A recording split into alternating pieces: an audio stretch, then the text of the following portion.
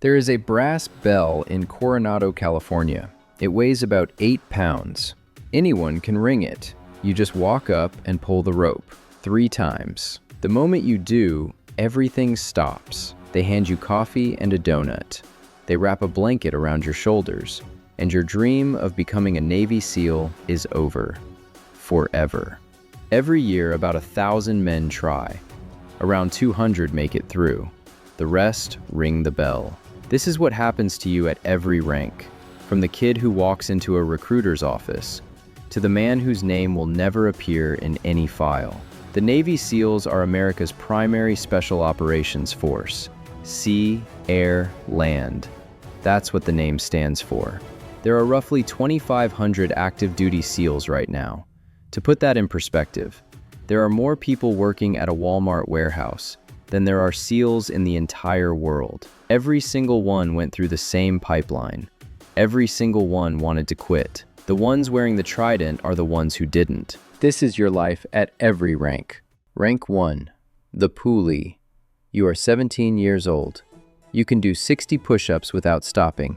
You've watched every Navy SEAL documentary ever made. You've read Lone Survivor twice. You think you understand pain. You don't. You walk into a Navy recruiting office. It's in a strip mall, between a nail salon and a pizza place. The recruiter sees you. He already knows why you're here. Every kid with your build wants the same thing. You sign a contract for the SEAL Challenge program.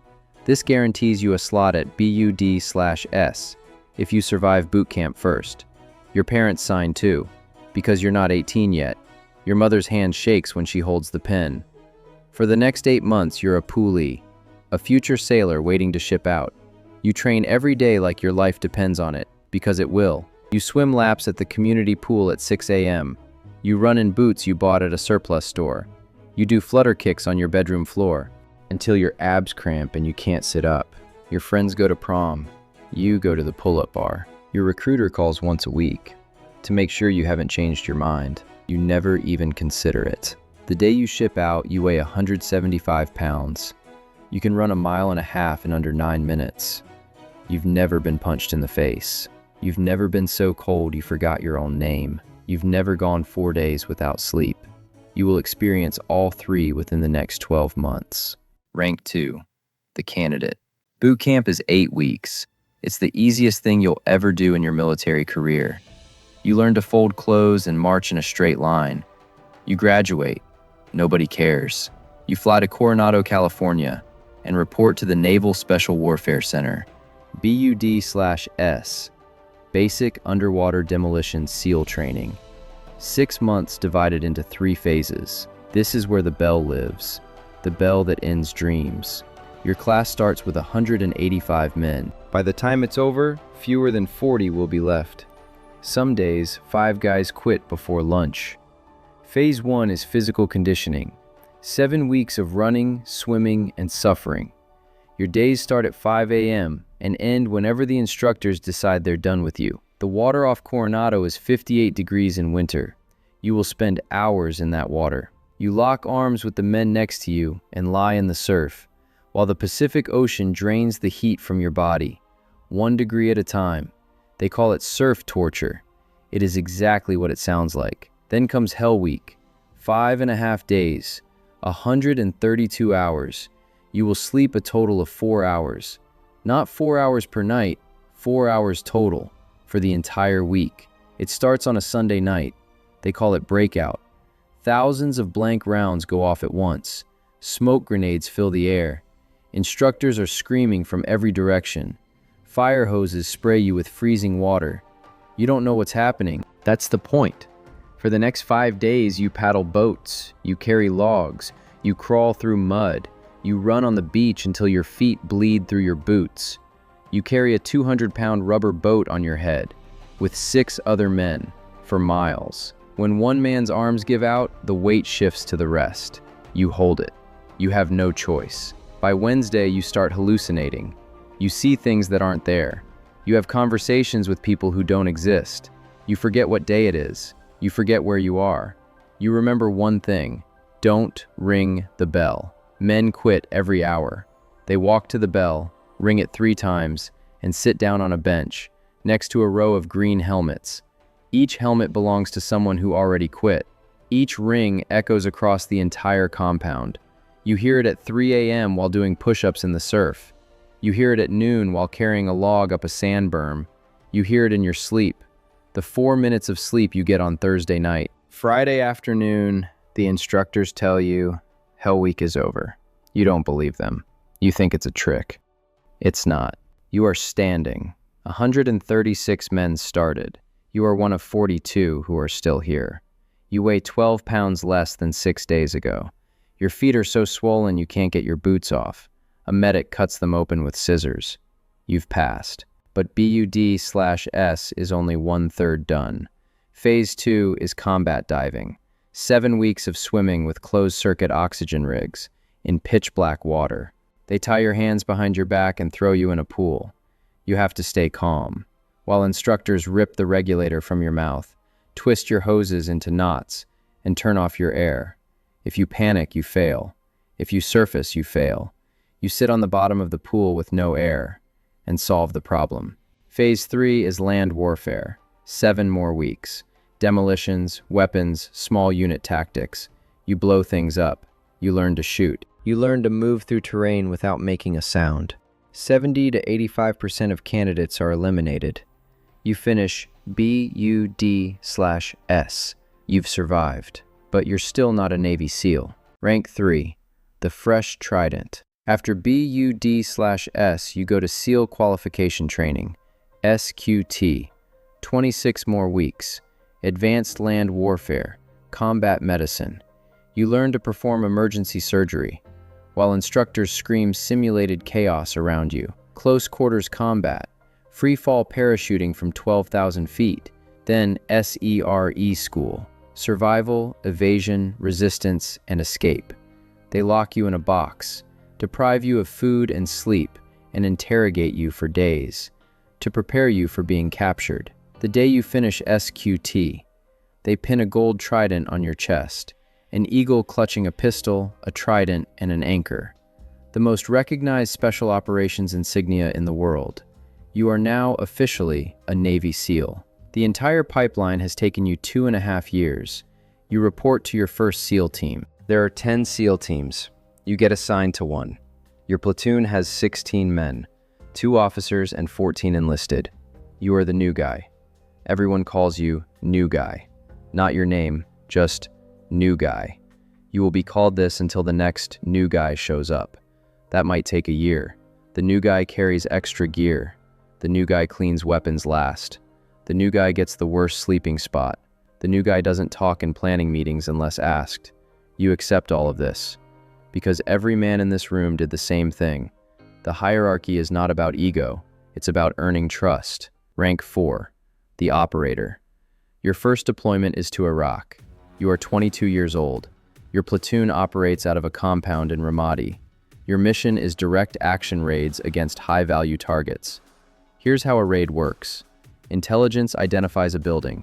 A person of interest is inside. Your platoon loads into vehicles at 2 in the morning.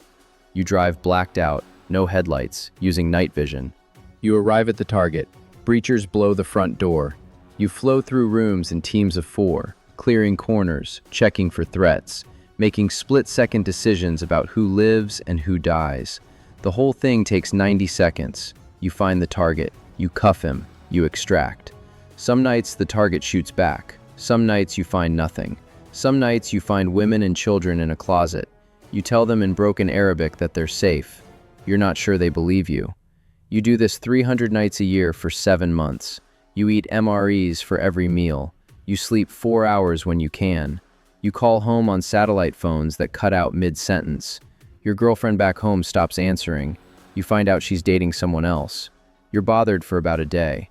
Then another mission comes, and you stop thinking about anything except the next door. By your second deployment, you are no longer the new guy. Someone newer arrived.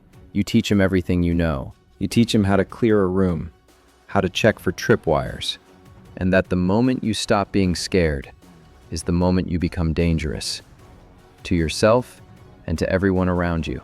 Your third deployment is Afghanistan, a different war. Less urban, more mountainous. You hike through valleys with 80 pounds of gear in 100-degree heat. You set up observation posts on ridge lines and watch enemy movements for days. You call in airstrikes. You watch buildings vanish through your scope. On your fourth deployment, you lose a teammate, an IED on a dirt road. He was the driver. The blast threw the vehicle sideways. He died before the medevac arrived. He was 26. You'd been in his wedding party 8 months earlier. You carry his casket at the funeral. His mother grabs your arm. She asks you to tell her what happened. You tell her he didn't suffer. You don't know if that's true. Rank 5. The Chief. You're 31. You've deployed 8 times. You've been promoted to Chief Petty Officer. You're the most senior enlisted man in your platoon. The younger guys look at you, the way you once looked at the veterans who trained you. Your body is a map of everything you've done. Shrapnel scars on your left thigh, torn rotator cuff from fast roping out of a helicopter, tinnitus that never stops, a permanent ringing from breaching charges and gunfire. You take ibuprofen like it's candy. Your knees crack when you walk upstairs. You manage men now. Your best sniper is going through a divorce. Your youngest operator is drinking too much. Your point man has nightmares every night, but he won't tell anyone. You know because you hear him through the walls. At 3 a.m., you don't confront him directly. You leave a card for the unit psychologist on his desk. He throws it away. You leave another one. He throws that one away too. The third time he keeps it. He goes. He doesn't tell you. You never mention it. This is the rank where you decide what happens next. Some chiefs stay operational until their bodies give out. Some become BUD/S instructors, going back to Coronado to train the next generation. Some move to staff positions and plan operations from a desk, and some get the invitation. Rank 6, Tier 1. A man you don't recognize approaches you after a briefing. No rank insignia, no unit patch. He asks if you're interested in trying out. For a unit he doesn't name. He doesn't need to name it. You know exactly what he's talking about. DEVGRU, the Naval Special Warfare Development Group. What the media calls SEAL Team 6, the most elite special operations unit in the world. A unit that doesn't officially exist in any public document. To get in, you have to survive Green Team. 6 to 9 months of the most advanced combat training on Earth. Half the candidates wash out, and these candidates are already some of the best SEALs alive. You're not competing against recruits anymore. You're competing against men who've done everything you've done, and more. Green Team is close quarters battle perfected to a science. You shoot tens of thousands of rounds. You clear rooms with live ammunition, while your teammates move around you. One mistake, 1 inch off, and you kill a friend. You learn to shoot from helicopters, from moving cars, from underwater, combat driving, advanced demolitions, free-fall insertion at night with full combat loads. The instructors don't just evaluate your skills, they evaluate your judgment, your temperament, how you make decisions when you're exhausted, confused, and under pressure. Men who are physically capable get dropped for making the wrong call in a simulated scenario. The unit doesn't need shooters, it needs thinkers who can also shoot. You pass. You're drafted into one of the color-coded squadrons. Like the NFL draft, you become a DevGRU operator. Your first mission is classified. Your second mission is classified. Every mission you will ever run with this unit is classified. Some will remain classified for 50 years. Some will remain classified forever. You operate in countries the United States is not officially in. You land at airstrips that don't appear on any map. You execute operations that take 4 minutes. From breach to extraction, you're in and out before anyone knows something happened. By sunrise, you're on a transport plane, 600 miles away, and the country you were just in is waking up to a morning that will never make the news. You will never get credit. There will never be a medal ceremony in the press. Your neighbors think you work at a training center. Your parents think you have a desk job. Your wife knows you don't. But she stopped asking questions years ago. The answers only make things harder. Rank 7, the commander. You're 44. You've been in the Navy for 22 years. You don't go through doors anymore. You're the one who decides which doors get opened. You sit in a joint operations center, watching a live drone feed. a compound in East Africa. Your team is moving into position. You see them as white shapes against a dark landscape. You give the execute order. The shapes move. Flashes. It's over in 3 minutes. Your team reports mission success. You exhale for the first time in an hour. You brief admirals and generals. You brief people in Washington, whose titles you can't repeat outside the room. You present options. Surgical strike or sustained operation. Small footprint or full raid. You recommend one. They decide. Lives move based on words spoken at a table. You go home. Your son is 16. He barely knows you. You try to watch his football game on Saturday. You sit in the bleachers. Your phone vibrates. You step away to take the call. When you come back, the game is over. He scored a touchdown. You missed it. He says it's fine. You recognize that word. You've used it the same way 1,000 times. Rank 8, the retired SEAL. You retired 6 months ago. The ceremony was small, a conference room, a few handshakes, a shadow box with your Trident, your rank insignia, and 24 years of service compressed into a wooden frame. You move to a house in Virginia Beach. You have a backyard for the first time in your life. You sit in it and listen to the silence. The silence is the hardest part. For 24 years, there was always a mission, a training cycle, a deployment. Now there's a lawn that needs mowing and a dog that needs walking. Your body has been sending invoices for 2 decades. Now they're all due at once. 3 herniated discs, shoulders held together by surgical anchors. You can't sleep more than 3 hours without waking up. The VA gives you a disability rating. You put the paperwork in a drawer. You get a call from your old team leader. Another teammate killed himself. That makes 4 this year from your generation. You go to the funeral. You stand in a cemetery you've stood in too many times. You hold a folded flag. You hand it to someone. There's always someone to hand it to. Your granddaughter is 2. She runs to you when you walk through the door. She grabs your leg and won't let go. You pick her up. She weighs nothing. You've carried packs heavier than her up mountains, in 3 countries, but nothing you've ever carried has felt like this. You unpack your shadow box one night. You look at the Trident. You run your thumb across the eagle. You remember the day they pinned it on your chest. You were 21. You were invincible. You were wrong about that, but right about everything that mattered. Right now, somewhere in Coronado, California, a row of men is standing on a beach in the dark. They are cold. They are exhausted. They are afraid. And 10 feet away, a brass bell hangs on a post, waiting. Most of them will ring it. That's not failure. That's mathematics. The pipeline is designed to find the fraction of 1% who simply refuse to stop. And those who don't ring it, those who keep going when every nerve screams to quit. They will spend 20 years in places that don't exist, doing things no one will ever know about, alongside men who will become closer than brothers. Some of them won't come home. The ones who do will sit on porches, they'll drink coffee, they'll watch sunrises, and carry a weight that has no name, made of sand and salt water, and brass bells they never rang.